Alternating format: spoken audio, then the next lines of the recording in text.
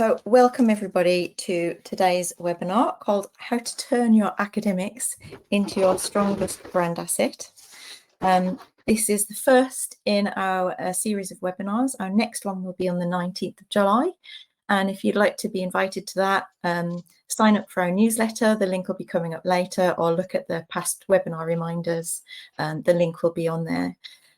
So first of all, briefly me, I'm Penny Eccles, Director of Penny Eccles Limited.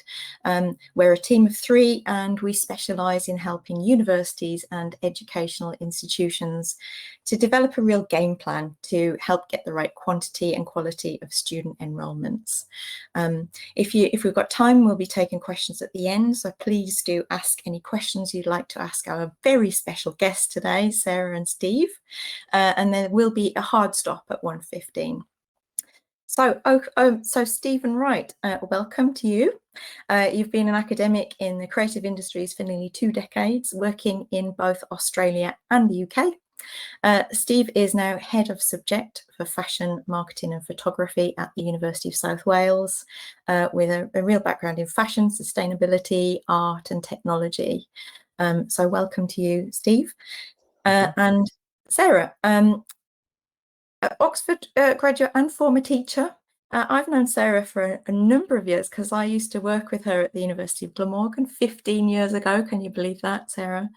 Yep. So Sêra is Associate Director of UK Student Recruitment at the University of South Wales, and I can confirm she is passionate about all things student recruitment, access to HE, leadership, and inspiring people to reach their potential.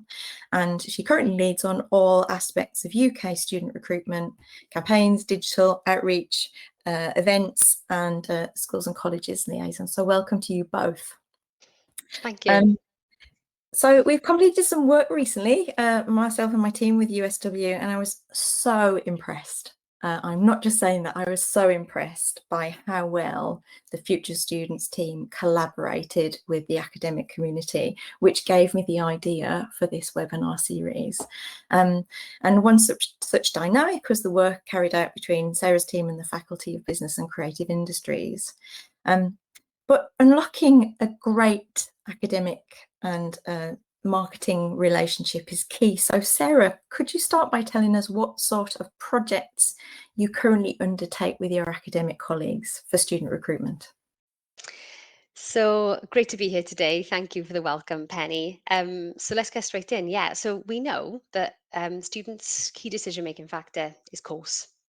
And what's going to sell them that course? Well, of course, the academic staff. And so we really need, as marketers, as people who work in the Future Students Department at the University of South Wales, we need to bring our academics on side. We need to get them to understand the value of a number of our activities that are part of our marketing mix. Now, that could be outreach and schools and colleges liaison, as you've just mentioned, which is part of my work. It could be involvement in open days, and that's an absolute core part of their activity, and making sure they've got that, as you tell us, Penny, that £1 million pitch, because it really is worth that much to them. Involvement in applicant day, so converting students as they go through that journey, and again making sure they're distinct, their message is distinct from the one that they've delivered at an open day, and is enriching that student's journey and carrying them through to the next stage of offer acceptance.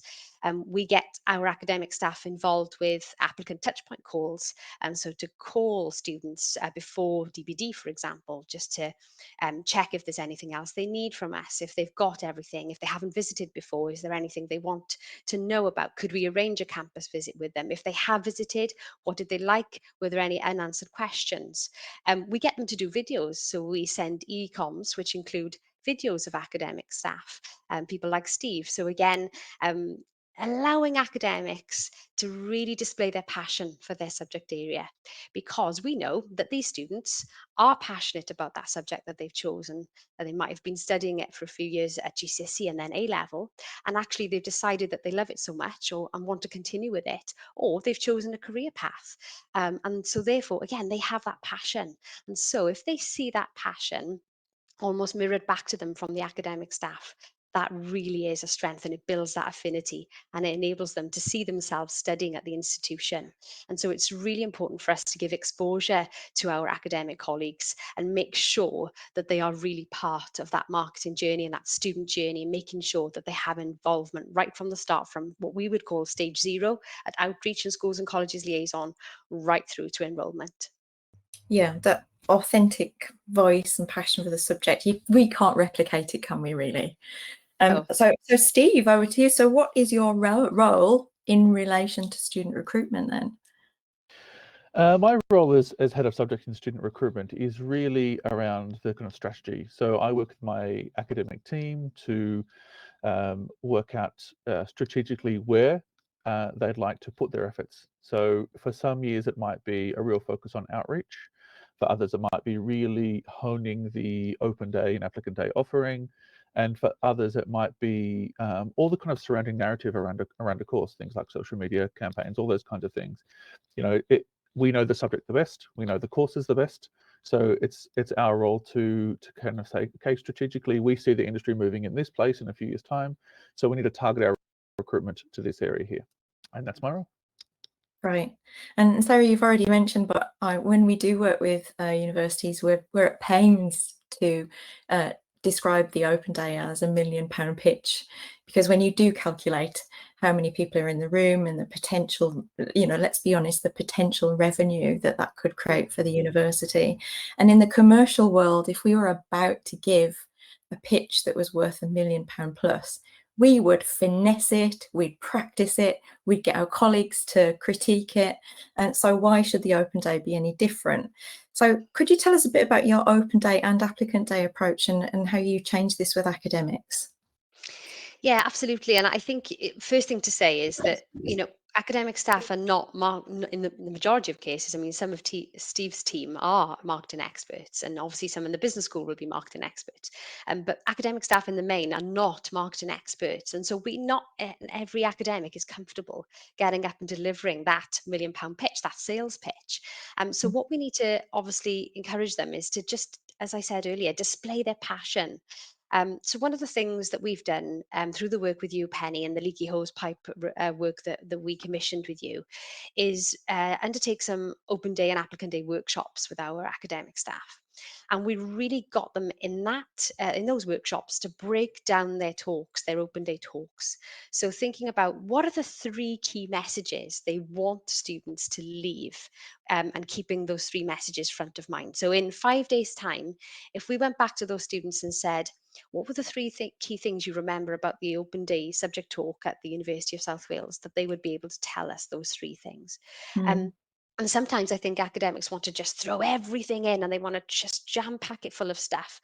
And then students feel overwhelmed, or they leave with something that perhaps isn't relevant, or something that isn't going to maybe influence their decision at the end of the day. So one of the things you've been great at helping us with is guide academics to consider what are their 3 key USPs and 3 key things we really want to be able to use to persuade students that our course at the University of South Wales is the right one for them, and that they will belong here, they will enjoy studying with us.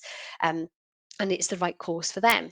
So I think those open day and applicant day workshops, they've also helped, as I mentioned earlier, in making sure that the message is distinct. So helping academics understand the difference between an open day and an applicant day. And I think, so again, it's quite confusing for academic staff to remember that 18-month, 20-month UCAS cycle, and what happens when, and who are they talking to at this point, and how does that change as they move through the cycle. And so making sure that they've got an open day message at 3 key things, and then an applicant day 3 key things, and making sure that, yes, we're amplifying what we said at the open day, but it's also a little bit different to what they heard on the open day, and they're not just repeat visiting and leaving thinking, oh, I did that at the open day, or I did that when I came with my school or college. We want it to be unique each time they visit and memorable each time they visit. And I think you use the word authentic. We want it to be a true reflection of them and what they're going to, what their teaching style is, what their assessment style is on the course. we want the students to leave feeling that, oh yeah, I'm going to enjoy this course and I definitely will be able to engage with that academic member of staff. And we think this is easy, don't we? And I think as marketing professionals, of course, we think USPs. What is your US? That's a basic marketing terminology, basic marketing tactics. But academic staff don't necessarily think that way, and it sometimes needs a bit of coaxing out of them, and a bit of coaching around, okay, what do you think? And also what enables us to do then in engaging those conversations is aligning those three key things with what we know are students' key decision making factors. So if we know that a trip abroad or an opportunity to work alongside study is a key decision making factor for students in a particular area, then is that key element of that course that we can draw out, and the academics may not realize, oh yeah, of course, that is a really important part of the course, and I hadn't thought to mention that before, or I'd mentioned it in passing. So those kind of workshops have been really instrumental in helping us lay the foundations and then have further ongoing conversations with our academics. Yeah, I think you're right. The unpacking and thinking of those 3 killer points isn't that easy, even for people who think, who do it day in, day out. And I remember from our workshops, I think the fact that you had such a good relationship with your academic community meant that I could be a bit challenging and a bit cheeky, and that it was all taken in the right spirit. So I could say, that's a nice point, but it's not that distinctive. And Mm. how can we make it more distinctive? I remember, Steve, when we first met, you came to my very first session. And then I noticed you came back for the applicant day session. And then I did a repeat of it on another campus, and you came back again. And I started to think I'd done it wrong. I hadn't explained myself. And you brought colleagues with you. So what made you want to come back? Well, I was evangelized, really. I thought, my background's in design. So problem solving is kind of, is what I've spent my career doing in various aspects. And this is exactly that you were able to kind of unlock the problem, problem for recruitment, but so I could see on the inside. And that way, by unlocking that problem, I was able to find a solution.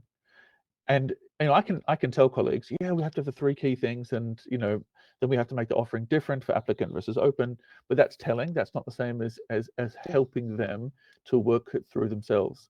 And so bringing colleagues to the open day and workshops and the applicant day workshops, and be able to work with them to say, okay, now you see, let's work together to create a solution to this problem.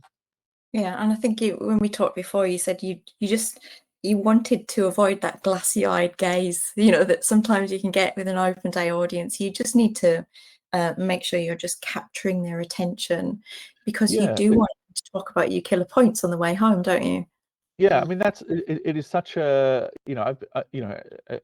as you know, I've been in education for so many years that I've seen it. I've been in rooms where people are presenting, and I see the applicants kind of just phase over, and it's not what we want, it's not what they want, and it's this kind of like experience where no one is enjoying it. It should be enjoyable. It should be enjoyable for the academics as well as the applicants. And so by kind of unlocking those things, we can do what academics do best, and that's teach. And in this case, it's teaching about the benefits of the course, about studying in the industry, about all those different kinds of things, as opposed to, I feel embarrassed that I have to do some kind of sales. Yeah, and I think I shared on my workshops with you all of my research, in that there is a myth out there that if we can just get people to our open day, our job is done. But actually, on average, only 50% of students who attend, they make the journey to your university. Only 50% of them will progress to that next application stage. That's not good enough, really, is it, when you think about it? I mean, your stats were much better, I should say. But yeah, it needs to be, and it can be better. I do believe in that. So Sêra, back to you. I'm quite intrigued on the backing that you got, really from the highest levels of the institution, backing from the VC and the executive. So how did that happen for you? I can't emphasize how instrumental that was to enable us to kind of make changes across the board.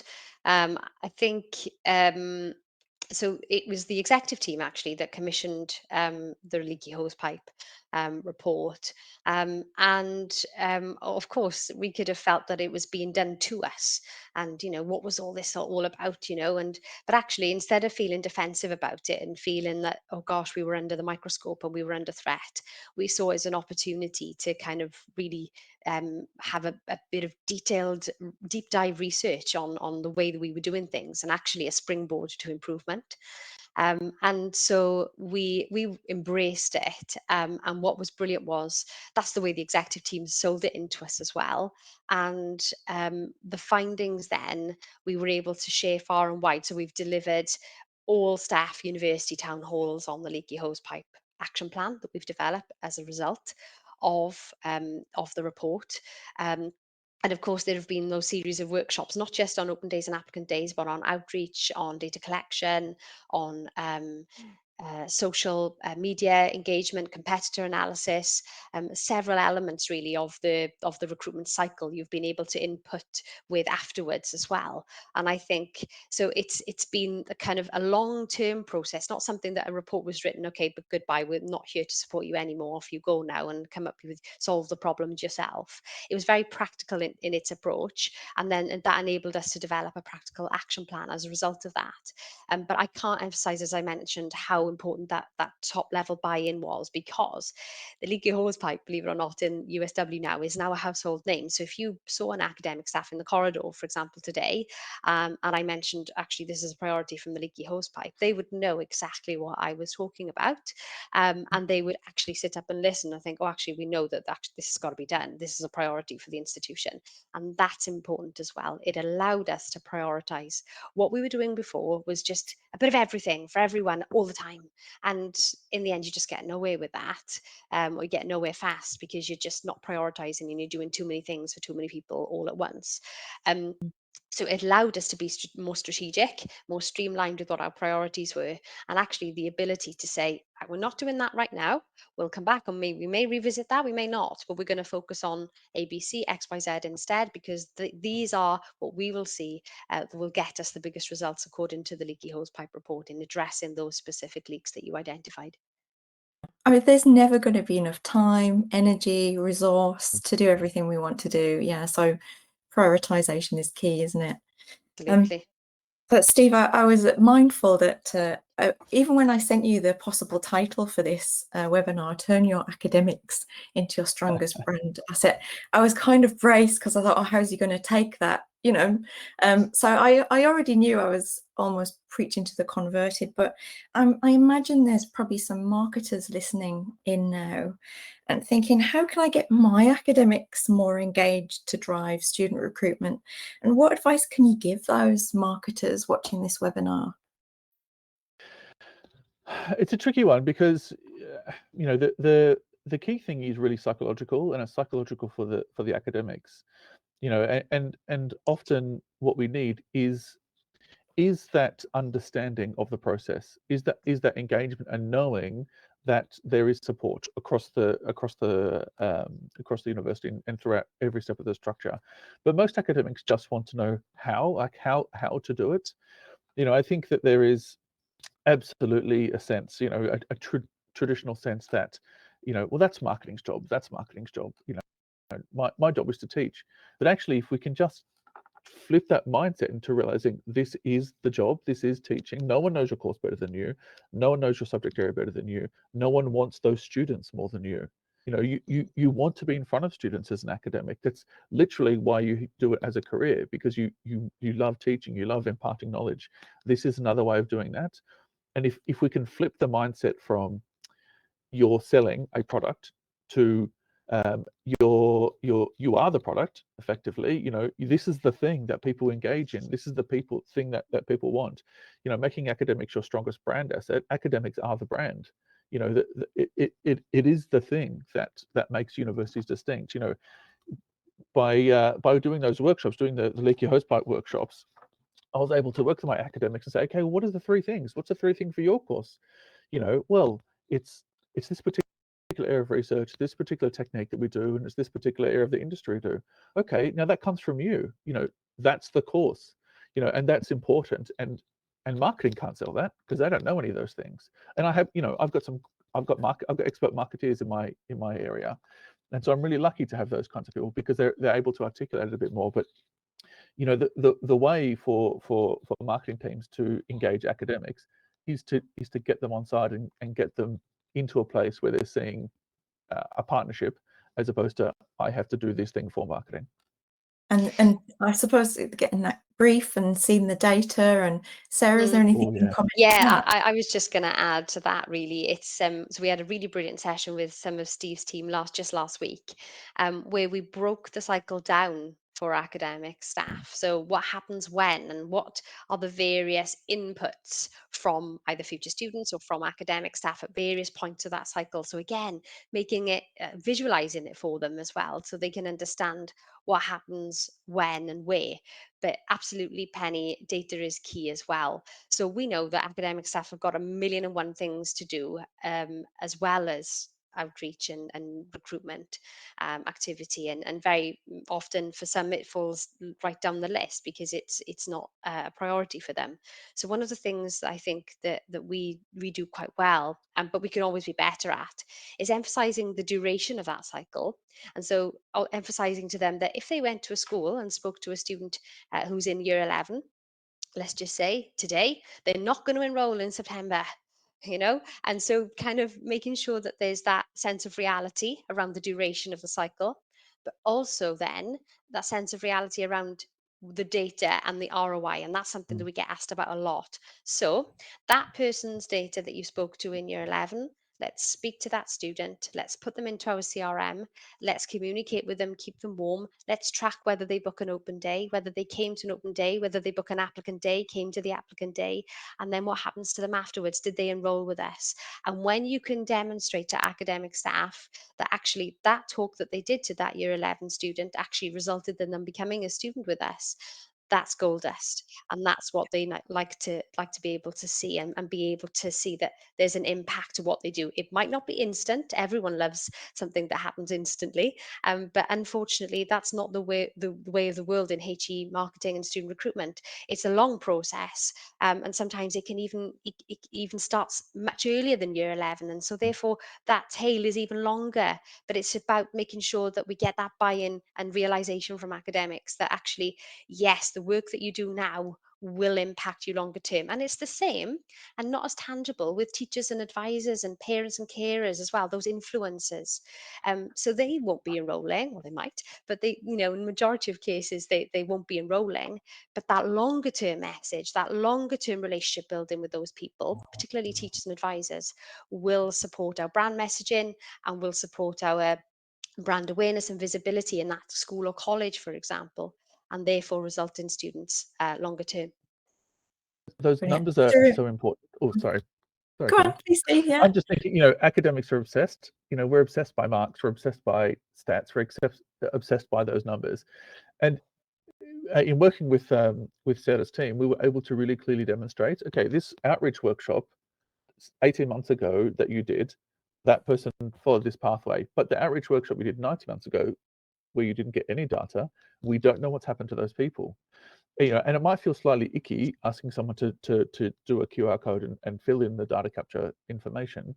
But without that, we've lost 2 years of travel with that particular person. So those things are so significant and so important. And that one moment makes all the difference. And that's how visualizing the data can really help. And Steve, sorry, Penny, it does feel icky, and I absolutely Yeah. understand, particularly to people who, as you said, Penny, they're not salespeople or they're not marketing people. But actually, there's so much more to them just being a number in the CRM, because what we're actually doing is providing information, advice, and guidance to that student, which is going to be vital to them throughout the cycle. So hints and tips on personal statements, how to get the best out of an open day, how and when to apply for student finance. So it's about that guidance they receive and that nurturing throughout the journey, and not just, oh, we've got a piece of data, yes, let's track it, but actually there's something in it for them as well, and for the academic staff to realize that it's not just a number. That student is actually going to be nurtured now in various other ways through the cycle, and that's where the open days and applicant days and those in-person visits come in as well, because we all want students who are informed and who've made that informed choice and who've made the right decision for them at the end of the day. But no nurturing can happen if there was no, Exactly. if that crucial bit it didn't start with the piece of data. Just a reminder to everybody who's watching, I'm going to be inviting questions soon, so if you want to add your questions to the Q&A. But linked to that conversation just then, Steve, I was asked this question the other day by a client university, and I thought I'd pose it of you. So in your view, what should universities do to encourage more academic engagement with student recruitment? Oh, okay. Well, look, I think involve them in the process, and that's what is happening at USW. It's a partnership, and I think that's really key to say, look, we work together. It is not us asking you for stuff. It is us working together. I think something, this is a plug for you, Penny, but I think something like bringing in an expert to come and give some really targeted workshops can have the potential to change people. After my first workshop with you, I completely changed everything I did. Absolutely, we had an open day coming up a few weeks afterwards. I just changed the entire presentation, and since then I've changed things even further. But by doing that, that really acute information, that really acute action, can make a massive difference. And by doing those kinds of things, we can work with academics. We can get them into a place where they're feeling positive about recruitment. That mindset change is really important. That mindset change happens from knowing, oh, actually, the university's really invested in me. They've invested in bringing this expert in to come and support me and help me into doing this. Oh, we've got this amazing team who are here to help me, to achieve my goals. It's also their goals. That's great. We align together. That's wonderful. But my goal is I want a classroom full of students. I want a really thriving course. I want a successful course. And the only way to get that is to get the expertise where it's needed, and to get the support where it's needed, and to help. So I think that's the way. Yeah, definitely. So I suppose the question that somebody's going to ask, I'm sure, so I'm going to ask it before. Has there been a tangible difference? Have you seen a change in your recruitment outcomes, Sarah, without giving too much away, of course? Have you noticed any difference? Yes, I can say that we're on a positive and upward trajectory, which is great. As you know, I wouldn't be able to divulge any stats at the moment. But yes, in terms of, I think one of the things that I wanted to pick up on is at the start I mentioned those applicant calls, and we what we do is we track whether a student's received a call. And whether they attended, obviously, an applicant day, we match that up beforehand. And then the impact of that call. And what we've seen recently is, in some cases, up to 20% difference in whether a cohort of students on that particular course, after they've received the call, have accepted their offer.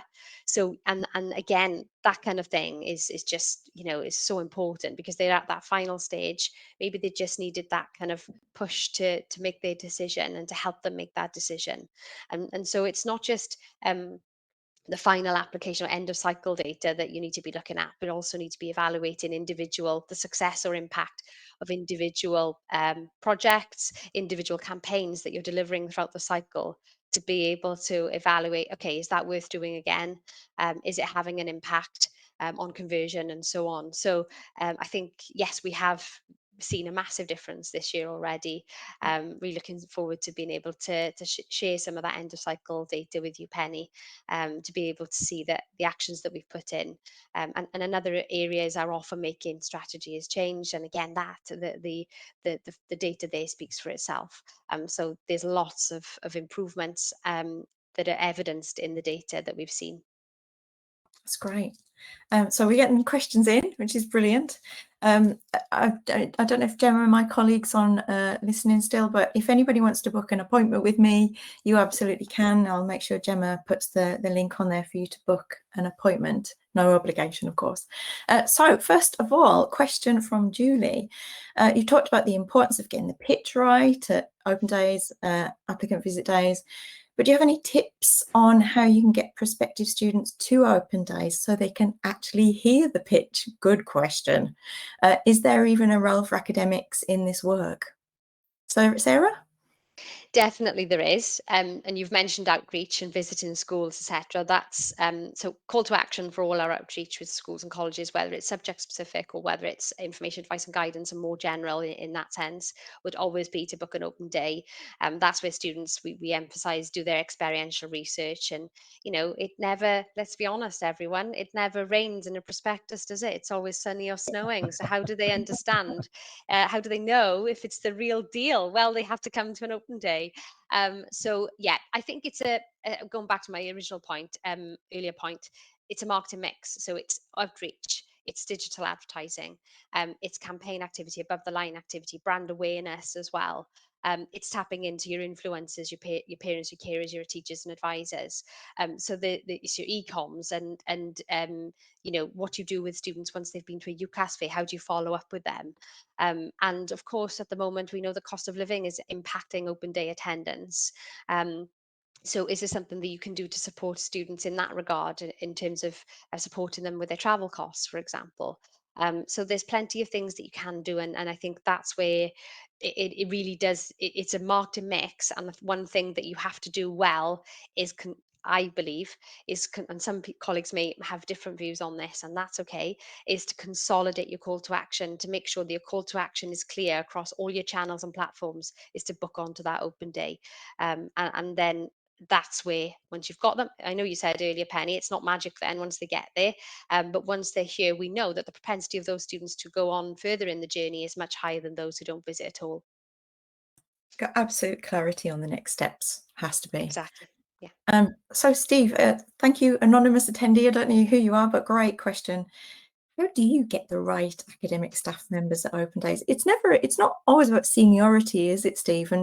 And do you have a team that focuses on this? And the person who posted it said, sometimes I feel when we ask for volunteers for subject areas, we don't necessarily get the right staff volunteering.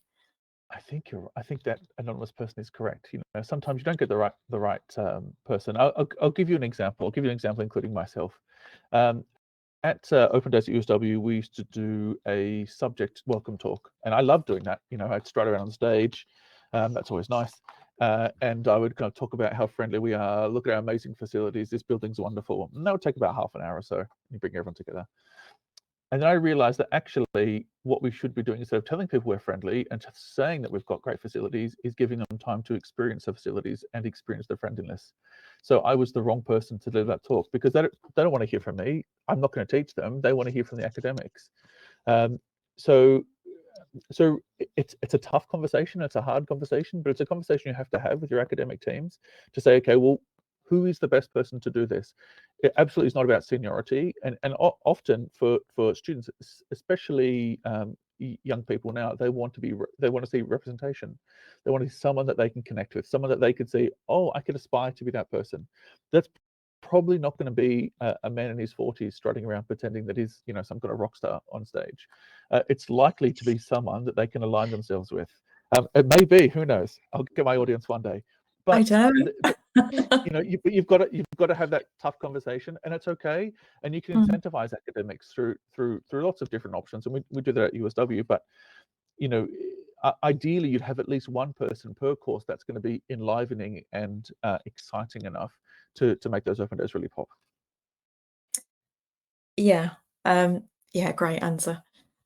So maybe for you, Sarah, once you started explaining the importance of the journey to academics, were there any issues with them getting too excited and going rogue? How did you reinforce the key messaging? And I think what I would say, if I may just jump in with my advice, I think if you are an academic watching this, or indeed anybody working at a university, when was the last time you sat in on your university's welcome talk and became familiar with what those 3 killer messages are for the whole university? And that is a really good way of making sure you're, another icky phrase, but on brand. Anything you can add to that, Sarah? Yeah, and it ties into the last question actually, about the evaluating the quality of that academic delivery. So absolutely, there is a risk of academics going rogue and getting very excited. And quite a few, normally when we present to staff, They may then follow up with several emails about things they'd like to do. And one way, and a video, it's always a video. One of the ways in which we we've kind of tried to channel that enthusiasm, if you like, um, is to develop a set of core recruitment activities. So before we go and say, yeah, you can have a video, yeah, video's great. We've got budget and resource to create a video. We actually say, right, let's go back to the first step. What are your course pages looking like? How good are they? If I were reading your course pages as a prospective student, would I want to apply? Let's take a look at those course pages together. Then once we're really happy that those course pages are really the best they can possibly be on the website, okay, let's look at what outreach they're delivering, let's say. And let's going back to the question on evaluating the quality, let's go along to that outreach session. What's the feedback like from teachers and advisors, but also what's the engagement like from students at those sessions? So we've got a suite of, I'd say, 6 to 8 core recruitment activities that we then say before we go off piste or rogue, as you said. Are we doing all of these 6 to 8 things right? And can these all be the best they can be before we then perhaps take the next step? Because that next step might be costly in terms of time and resource, but it also might not get the return that we want. And it might be quite minimal return compared to some of the basic stuff, which may be less costly, still might be time intensive, but might get us a greater return in the longer term, because things like your course pages on your website, absolutely crucial. If your call to action is to book an open day, what's your open day landing page like? And then how does that link with your course pages? For example, if you're telling them to visit an online prospectus after a UCAS event, if that's your call to action there, well, what do those course pages look like? How easy are they to navigate? How easy are they then to understand the entry requirements and everything else, the basic stuff that students need to know? Are the graduate profiles on there? Are the student profiles? As Steve said, can they actually see themselves in the imagery and the videos that are on that website, or the student stories that are featured? And academic profiles is another one. So being able to read academic profiles and really get a feel for the academics before they turn up to the open day. And we get students turn up to our open days who've had presentations from staff in schools and colleges, and they've approached them and they said, oh, I remember you came to our school, and I read about you on the website. Brilliant. That's exactly what we want, because you've built that affinity with that student before they've arrived. So before going rogue and all of that sort of stuff, it's channeling them towards the foundations. Because Exactly. you're right, we all, well, I'm a terrible lurker online before I actually make myself known to a company. So they're lurking, they're thinking and considering, and if that basic course pitch isn't right, you're never going to see them at an open day, really, are you? So yeah, great answer. So Steve, any tips for building strong relationships with academic staff if you're new to an organisation and working in marketing? How would you like to be approached? I think that's a really good question, and it's a tough question. I suppose what you would do if you're a marketeer, and I'm not a marketeer, but what you would do is you'd basically bring the keys to the kingdom, and that's what our marketing team do, right? Okay, so the conversation would be, well, do you have enough students? The answer is always no. Okay, well, here's how we can get more students. What is it that you do already? Okay, and how can we measure that? Here's where your students are coming from. So to bring those stats, bring those numbers. One thing that we've looked at recently in my area with Sêra's team is, okay, we're doing all these outreach activities, fantastic, wonderful. But actually, we're doing them to the wrong courses. We're doing outreach activities to courses that aren't applying for the course that we're wanting them to apply for. And the future students team at USW were able to really show us that, by tracking back to those students. And so as academics often say, oh, okay, well, then I don't need to do 500 talks and outreach business activity. I need to do 5, and I need to do 5 in the right area. That is a really great way to make an academic your friend, is by saving them some time and saving some work. But those relationships come from kind of opening up opening up the issue. The Leaky Hosepipe workshops were part of that. Open up the issue and say, well, here's how we can actually have real impact, not by just hoping something will stick. Here's how we can focus, and that's where the expertise in marketing teams are really beneficial. So we've had a question about, it's really timely because we had this conversation before we started the webinar about what singular activity was the most impactful. And I think I said if I knew what was the one thing, I would be a millionaire by now. It's not, it's a series of nudges, isn't it? Don't you think? I don't think you could ever pinpoint it back to one thing, unfortunately. Any other comments on that? The one phrase that I continually say to our vice chancellor is there's no silver bullet. So there Mm. isn't one thing that is going to change everything and is going to make sure that this happens, this happens, this happens in that order. So I think there isn't a singular thing. There are things that we can pinpoint, and as you say, you can prioritize what you think should happen and will have the biggest impact. But it's a combination of those things, and I think any strategy which deploys just one thing, I would be, very skeptical of. Yeah, yeah. And maybe we'll round this off now by bunching up the last couple of questions, which all seem to be about just some academics will not engage, or they may be hesitant to change. And how would you go about supporting change and massaging egos? And I'm sure you both must have encountered some obstacles. I'm sure it hasn't all been sunshine and lollipops, has it? So what one piece of advice each could you give to just get people to get more on board with this? Sêra, do you Sarah want to go first? first? Yeah, I'll go first. I think one of the things we've done with some academics recently is, particularly those who think they're quite experienced in marketing and student recruitment, is we've actually done a HE sector and USW quiz. And what that's done is really broken things down for them. And the quiz was only meant to last 15 minutes and it ended up lasting nearly 45 minutes because it sparked so many conversations. And Mm, what it made them realize was, well, actually, I'm not expert in all this because I didn't have a clue about any of this stuff. And it also broke down the figures and numbers, but also broke down the barriers between, okay, so that's happening, right, okay. And it gets them to think differently. And the other, so kind of, and that's quite a light-hearted way of doing that as well, rather than presenting them with a report and talking through it or a presentation as well. It's quite in my view, quite a clever way of kind of talking them around.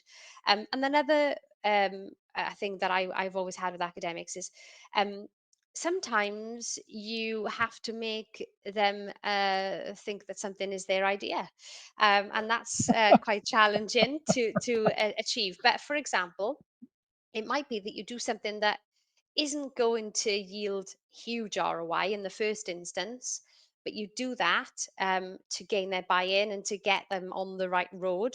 And then you start slowly saying, okay, that was a real success. Now, shall we try and look at this? So, for example, lots of academic staff love to work and do outreach with primary school children. It's very good in terms of civic mission and in terms of the wider, aims and strategy of the institution. But actually, in terms of student recruitment, is it a priority? No. The tail is extremely long in terms of getting those students to enroll. So it might be that you support them with an element of that activity if they are adamant that they want to carry on with it. But as part of that, how can we adapt what you did there for maybe a year 10 or a year 11 audience?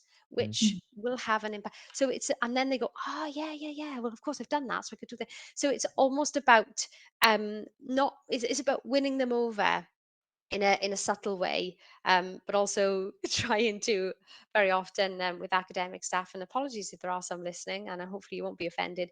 Is getting them to think that something that you've presented to them is actually their idea, and that they've kind of come up with it and developed it and made it into a success. right. And finally from you, Steve, is there anything there about tapping into their competitive spirit, perhaps? 100%. Academics are incredibly competitive for sure, and you know, we spoke before the call about nudge theory, and I think that's a really big part of it. You know, kind of nudging them in the right direction and showing them how their competitors within the university and externally are doing, and suddenly people become a bit more open, I think. But realistically, you know, academia is about continual improvement, feedback, knowledge generation, and knowledge gathering. And I think sometimes we have to remind ourselves and remind our colleagues that feedback is part of academic life. Recently, we've been delivering Open Day and Applicant Day presentations to our future students team because we want their feedback, and they've given some really valuable feedback. And in some cases, because we do it in a big room together, that taps really seriously into academic competitiveness, because somebody gets some amazing feedback, you know, best practice kind of stuff from our future students team, and then everyone else's kind of game is really lifted because of that. And that's really positive. That competition is really healthy, and it's important to help people achieve those things themselves. Right. And I think that's us done. So if you're interested in our next webinar, sign up for our newsletter. Hopefully my colleague Gemma can put on the link there to sign up for the newsletter, and we'll invite you to the next one. It's on the 19th of July with colleagues from the University of Sunderland, talking about their product offer and what they did with their product. It's never just about promotion, isn't it? But I'd like to end by saying, really thank you so much for being so open and candid with us about your journey. It's been marvellous. Thank you so much, both. Thank you. Thanks for having us, Penny. Thank And I've you. got to say, all those questions that are still in the Q&A, I could probably spend another hour discussing them all. Yeah, Brilliant the same thing. questions. Thank you for your engagement as an audience. Yeah, and thank you everybody for attending. We do appreciate it. You're busy people, but thank you so much. We've got lots of claps. Brilliant. Okay, thank you everybody, and we'll see you next time. Thank you. Bye. Thank you.